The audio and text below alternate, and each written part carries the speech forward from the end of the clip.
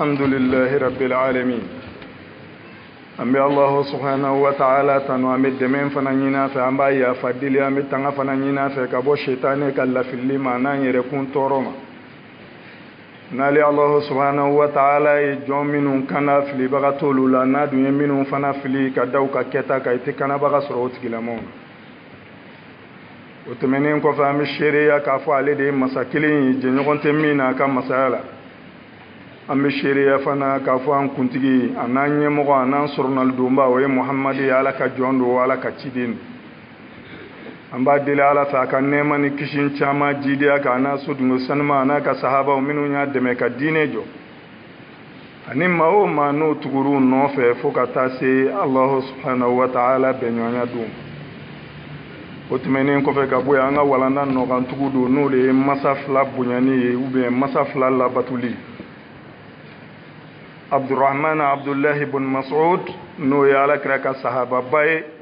ala ka jemba ma ale de ma folo ye ma min sera ka jafarinya ki jo magan kafiru cela ka qur'ane kala ka kalangam bo keneka Abdullah ibn Mas'ud aballa kala ku sa'altu an-nabiy sallallahu alayhi wa sallam ayu al-amal ahabbu ila Allah ta'ala akwali ala kran yininga sallallahu alayhi wa sallam akwala kan nabiyuma akombi yininga yalma bara jumende be min kadi ala ye katme bara bela jelenka قال كركما كو الصلاة على وقتها كو كسلي كي أكمنا قلت ثم أي قال بر الوالدين قال يسر لك أن ينغا كو كوفي جمين بتقولا كاسر لك أفوكو مسافلا بنياني كمنا ولندا دامنا أن آية من فنودي وقد ربك أن لا تعبدوا إلا إياه وبالوالدين إحسانا نيان لاتك فنورك نبتو دالكونو nine ala kilinte seli mbeke wo ala inde ka bonya yira ala na ka masaya ke fana ka jonya yira ako wa bil walidaini sana ko masafla ko ka nyuman ku o ne hadisa in fana ala kra fana ka kuma na ibino kuma kan fla de dalen soro nyogonga ako Abdullah ibn Mas'ud ma ko bara min kadi ala ni bara be o de ka seli ka watila akwa ya nyininga ko temenen ko fe kwa ni jume ako masafla bunyani ako temenen ko fa kwani jume ako ka jihad ke fi sabilillah ya do jihad esigoro machamai na ala sabilil misal jihad doye ka muruta ka kafiri kumbe ni ya soro iba faqa ala boki noro nayi soro abi faqa ibeke shahidu ibeke shahidu shuye ibidu aljine ko o ko toro no geleya be ka klaka fo ko seli kofe ko masafla la batuli ko de ka gelen ka teme jihadika Abdullah ibn Amr ibn al-As radiyallahu anhu Umar ka khalifa ya watla mingu ya amirul mu'minin ay qubtu ka jamanaka alifana ya lakala ko aqbala rajulun ila nabiyillah sallallahu alayhi wa sallam ako cedon nana laka nabi nyuma yoro kisin nema ba ma faqala ubayyuka ala al-hijra wal jihad abtaghi al-ajra min Allah ta'ala ako alaka kiran nani ma min al-laidu di ma kadala kan di ma kan kaliyi ka fo mina hijra ke hijra de ka boyoro dola ka ta yoro dola ala kama hal na ya soro ibina boro mina imuso be ideumbe kan na fulu soro yoro be me toro do kama ka yembla ka ta tunga fe ka ta ke dunay do ka dugula ala kama o de be wele ko hijra akwala ka kira ko menin kale yi ka fo mina hijra ke ala kama wa mina jihadi fana ke ala kama fo kansa akombo ke de wala sanga baraji soro ala bu ala kira kama ko fa halaka min walidayka ahdun hayy ako yalma masafla dola kilim balolendo wa qala na'am bal kilahuma ako ala kira ma ko ho ako yere tuya ako ufla be balonin ako ne fabi imbabi ala kira kama ko fatabtaghi al-ajra min Allah ta'ala ko yeli be baraji de nyini ala bolo wa qala na'am che ko ma ko qala farji ila walidayka fa asin suhbatuhuma ako tmana siki jihadi intui ika hijira tui seki ika tai masafla koro iku mine chugo nyuman ne hadisa kitabu bebe ndo ka ne muslim ka riwaya lafzu di na lafzu mi ni bukhari ni muslim bebo lakali fana de ko jaa rajulun fasta'adhanahu fil jihad fa qala hayyun walidaka qala na'am qala fa fihi ma fajahid muslim ni bukhari be lafzi min lakali ko cedo nana alakira ma sallallahu alaihi wasallam annana jenyi na alakira fe ka fo ale be jenyi ni alakira fe ni jihadi di abe muruta ka faraka ka dine deme abe sa ubia ka dofa alakira ka ma ko yali imasa fla baloni ndowa ce ko ma ko alakira ka ma ko fa fihi ma fajahid ko ni be jihadi minke ta ke imasa fla la ibolu lado ni minke ani murubi bolo ka jo badru keneka ani murubi bolo ka jo uhudu keneka ani murubi bolo ka jo ahzabu keneka bekka kan lahara alabu utma ko fa fihi ma fajahid imma saflay ni be jihadi min kede ta nyeshin uluma ikolu lado kanye o de ka jihadi ambe min famu ni hadisa ina na la kraka hadisa wore ala kra Allah benin sallallahu alaihi wasallam abta jihad la cedon nana curone ndo aka kele minawna aye cugo be cebo annana ala krama ko mita ife jihad la kafiru be kallabe min ke kama nebe muruta ka farai ki deme fu ala kra kama ko atashhadu an la ilaha illa allah wa anna muhammadan rasulullah ako yele mbinyi ni ngafolo ijene ndo naye ka fo ala ikelempe de yewa ani ijene ndo naye ka fo ne ala ka chide ndo ya cheko aya ko net islami akonga ne ko ni nya don bingeri kande menati deme fu ala kira kolla akon tenyere deme ni kafiri e kafirika ni minun fana nane fle obena jende ala kira maka fo meti deme jihad la meddo fa ou bien do kan faga ni jena noy ala kira ko ma yele amasa u dola kelen balole ndo ko amasa fla bebe ala kira ko tayka jihadi kenuri utma me min famu ala kira masonga yere deme ni kafiri ye abada jihad la masonga yere deme ni danga den fana ye jihad la utma ni danga yi soro ika nyene mayala ablay kunna ika jie tiena wa ika lahara fana tiena ala kira ko ni mbema kwa isigi na masa ube aita olude jenyi abolu jenyi ni minke ode yaka jihadi asma bint abi bakr siddiq radiyallahu anhuma no ya ala kira ka sahabiyatu doye aisha radiyallahu anha ale koromso de asma we santande buni ngonche koroyala asma annana ala kira madon lola ko qadimat alayya ummi wa hiya mushrikatun fi ahdi rasulillah ako ale banana fe sendola ala kira ka watla kasro banye mushrikatu de flangafo musodo yani kafiri musodo akera ala kira ka watla ko fastaftaitu rasulullah sallallahu alayhi wa sallam akunna nakana ala kira nyininga kisin nema bama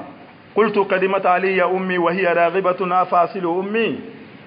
akwala kira ma hakika don ne banana fe hajula mako benane de haju infana nyine bobaye akoy yelma ngamba imako nye aslame konte kafiridu qala na'am sili ummak ala kira kama ko ho ibam mako be mina onyi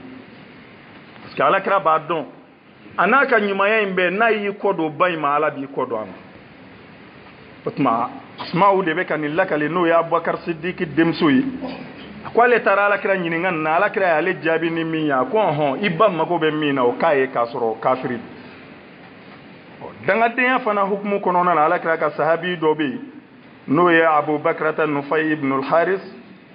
ale ba Allah kala ala ka jemba ma akwa ala kira ko kisin nema ba ma donu la ka sahaba uchela akwa ala ukhbirukum bi akbar al-kaba'ir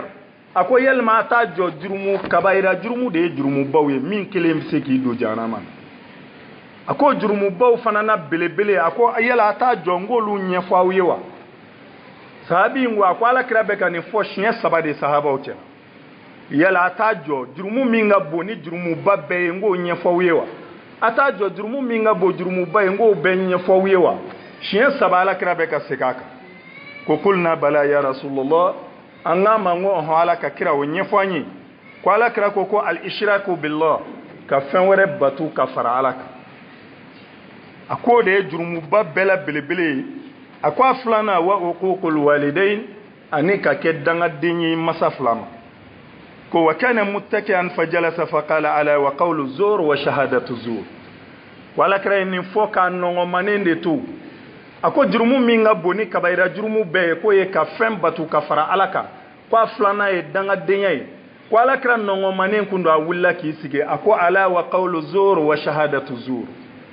akwa ni shere jugu shereya ani ngalon tigɛli k'a nɔrɔ mɔgɔ la a ko nin saba de ka jugu ka tɛmɛ kabayira jurumu bɛɛ kan y'a dɔn ngalo ye qualitéw de ye kɛsibu bɛ yen firiyatu bɛ yen buhutanu bɛ yen zuru bɛ yen alakira ye zuru de ta zuru de ye ka ngalon dɔ tigɛ k'a nɔrɔ mɔgɔ la fɛn min yɛrɛ ma kɛ fiyewu k'o tigɛ ka nɔrɔ mɔgɔ la a bɛ fɔ o de ma ko qawlu zur mɔgɔ kelen ka ngalon dɔ tigɛ k'a nɔrɔ mɔgɔ dɔ la nafa dɔ ɲinini kama yalima ka ngalon dɔ tigɛ ko dɔ la a yɛrɛ ka nafa ɲinini kama e maa min bɛ sɔn k'o tigi dɛmɛ o ko la ka k'o seere ye o de ye seere jugu seereya ye a ko alakira sigilen nɔngɔmanen tun don a wulila k'i sigi de a bɛ k'a ta ka segin ko ani seere jugu seereya ani ka ngalon tigɛ ka nɔrɔ mɔgɔ la ko alakira tora ka nin taa ni ka segin sahabi ko ko fɔ olu y'a miiriw kɔnɔ ko hali n'a tun sera k'a da de ten tellement alakira taara ka segin kuma in na o tuma na an mago bɛ min na o de ye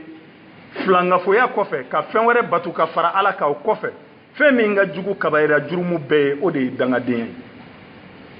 ni danga y'i sɔrɔ diɲɛ ɲɛnɛmaya kɔnɔ a bila i kun na k'a fɔ k'i ka diɲɛ tiɲɛna i ka lahara tiɲɛna an yɛrɛ b'a fɔ an ka bamanankan na ko dangaden bɛ yen ko dangasana bɛ yen dangasana ye jumɛn ye k'a kɛ i masa la i fana den bɛ n'a sara i la i tɛ sa abada n'a ma sara i la o tuma e min fɔlɔ b'a kɛ e de ye dangaden ye min bɛ n'a sara e la o de ye dangasana ye o de la alakira sallallahu alayhi wa sallam a ma jɛn di mumin ma abada hali mɔgɔ nenitɔ hali i den ou bien i balima i ka neni kan ye min bɛ taa danga kɔnɔna na k'a fɔ karisa i tantɔ den ou bien e kɛra nin ye ka ban alakira ko kisi nɛɛma b'a ma ko n'i y'a bɔ i da danga de don n'a ma donda sɔrɔ ala ka kabakolo la fiyewu i y'a fɔ min ma a bɛ segin ka na o tigi de ma n'a dun y'a sɔrɔ o tigi n'a mankan parce que danga ye ala bolokɔnɔ bere de mɔgɔ tɛ se k'a minɛ abada k'a ci mɔgɔ kun min n'a mankan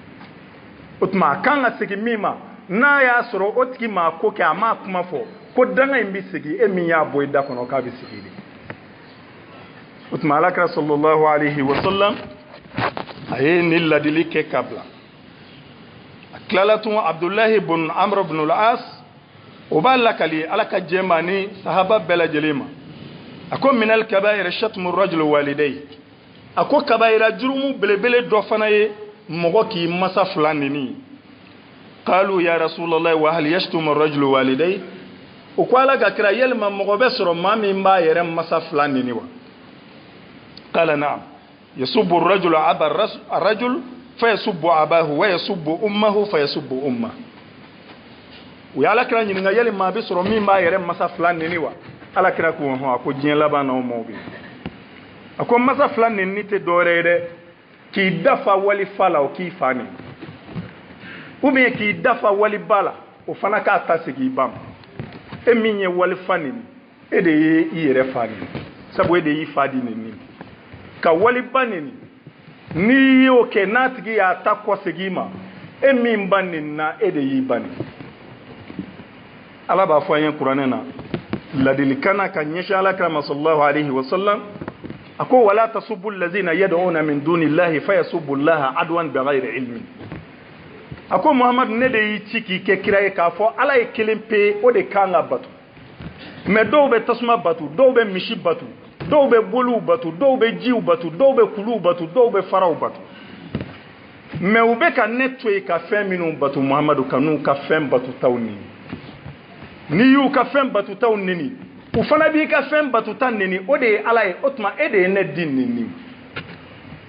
ne hakili la jogo dafalen bɛɛ bɛ nin na kana wali fa nini i fa kama kana wali ba nini i ba kama kana wali kɔrɔ nini i kɔrɔ kama kana wali karamɔgɔ nini i karamɔgɔ kama hali n'ale karamɔgɔ ta ye nkalon ye ne ye karamɔgɔ ta ye tiɲɛ ye ne y'ale karamɔgɔ nini n'a y'i karamɔgɔ nini e de y'i karamɔgɔ n'a ka tiɲɛ ye o tuma alakira ko a ko diɲɛ ti wuli fiyewu a ko ne nin ma kɛ an mago bɛ min na dayima n'o de ye duwadenya ye ka kɛ duwaden ye ka ɲɛsin i masaw ma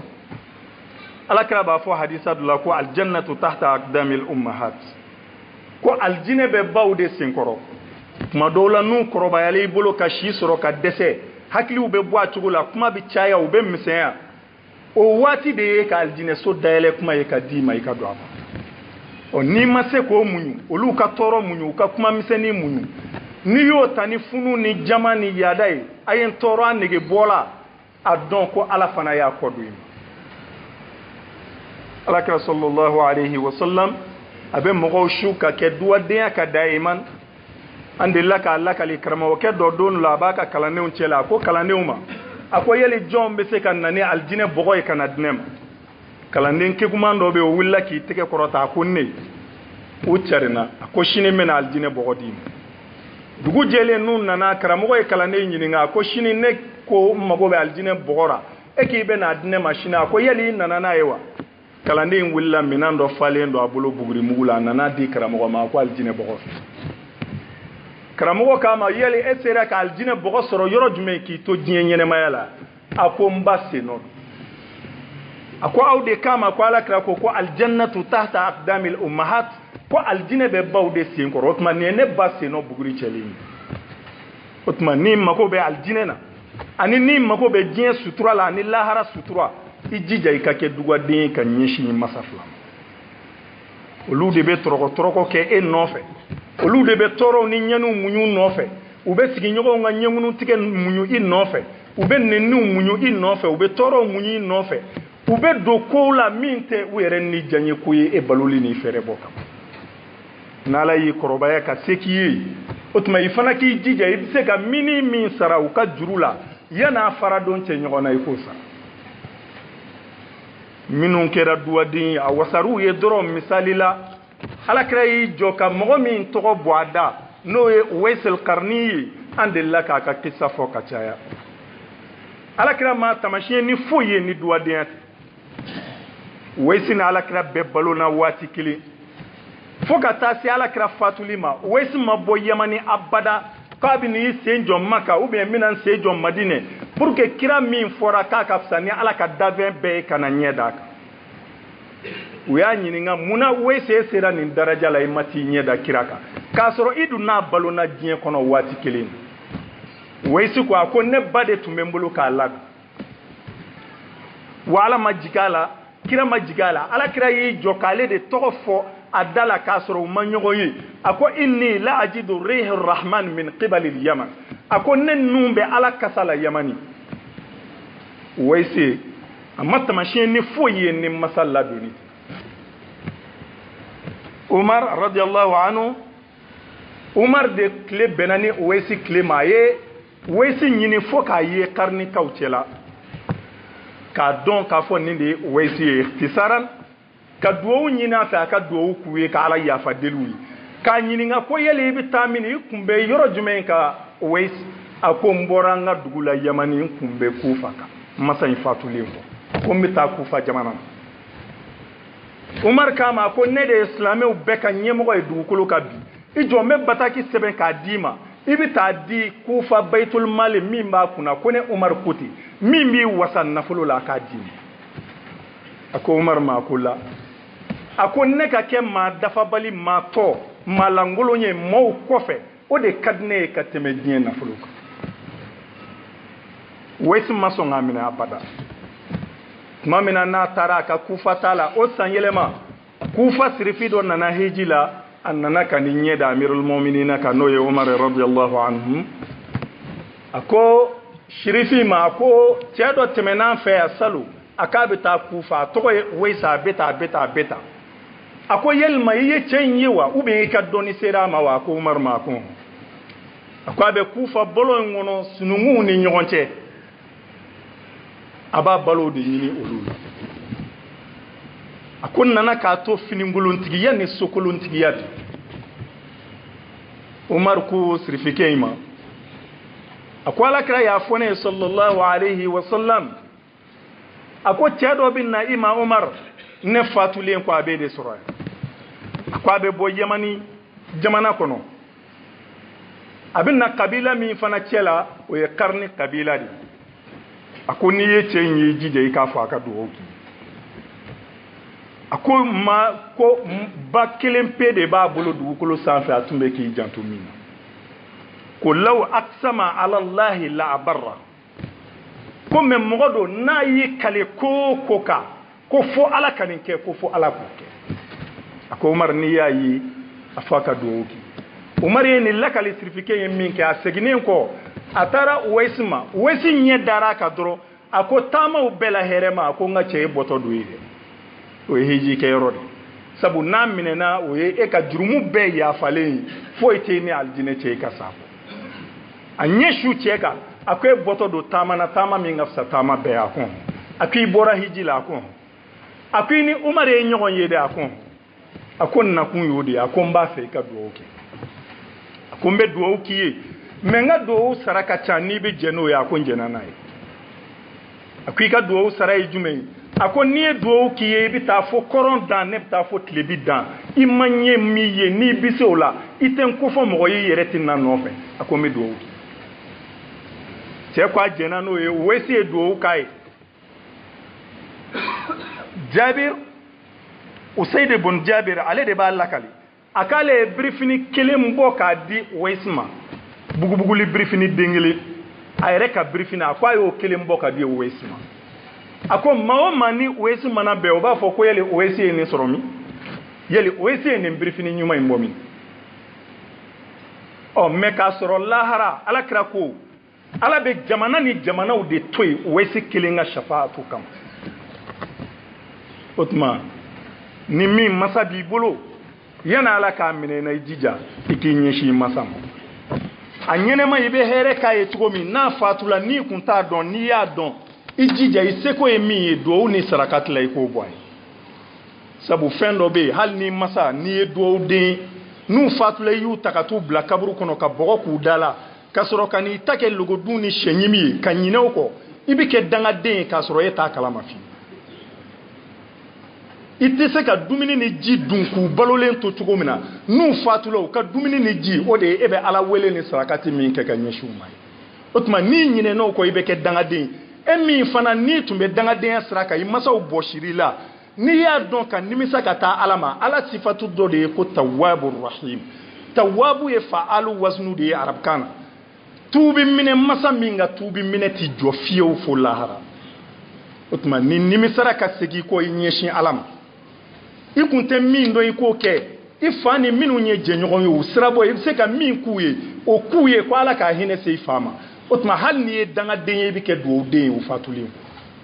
otma fam yali nyuma ala ko no yanyi bi jahi nabi sallallahu alayhi wa sallam fa naqulu rabbana